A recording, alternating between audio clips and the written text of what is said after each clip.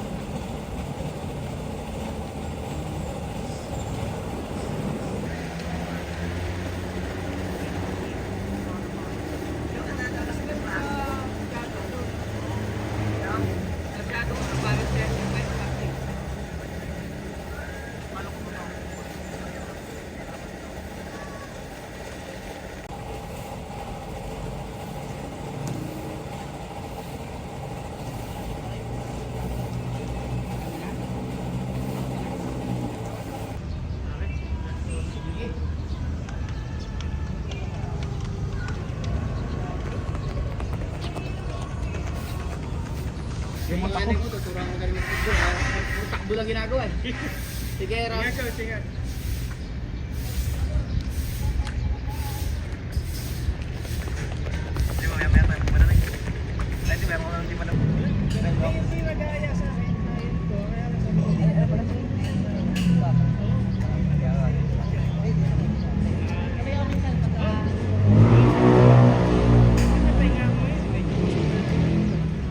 Masters din.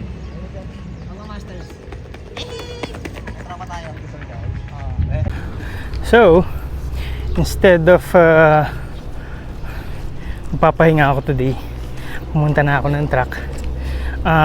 Today is Thursday, last track din na to. Supposedly, no, Wednesday pa lang pala. Supposedly, rest day ako. Kaya lang pumunta na ako kasi na-move yung schedule ko sa work. So, inunahan ko na. So, ngayon masakit na lahat. Nafe-feel ko na may injury na ako. So, kailangan behave na ako. At the same time, under-fueling pa rin ako. Kailangan ko pa rin ibalik yung mindset nung ultramarathon ako na inuuna ko ang fueling kaysa sa magayos ng body composition. Ganun naman tayo lahat, di ba? Anyway, training is done. Last for the week.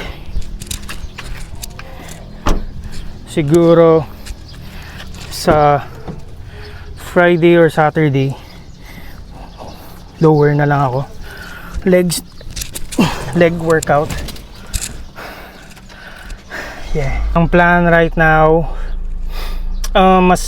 next couple of weeks, actually from here, wala na akong upper body na workout na hypertrophy. And then, lower body na lang, tsaka core. Tapos for upper body, yung mga Olympic lifting na lang. Mas magiging specific na kasi sa ngayon, mas lumalabas na yung kailangan kong i-prioritize. At least, form-wise, andun pa rin. Kaya lang, yung elasticity ng muscle, and then, giging factor din yung weight ko para mas maging mabilis, mas agile, mas mag-produce ng power. May factor yun. So, ayun yung mga pa-prioritize ko na. So, this week, nag-start na talaga. Dapat, ang schedule ngayong week ay 3 times ako nasa track. Acceleration day. Second is speed endurance. Today sana yung speed endurance. Kaya lang, nafe-feel ko nga na ma-injure na ako. So, iniklian ko muna yung distance. Like, instead of 80 and 120, 40 and 80 meters na lang ako. Behave muna ako. Anyway, that's it for today. Sana mag-recover agad kasi masakit na talaga. Masakit na yung legs ko, hamstring, shin, mga sprinter na masakit. Okay.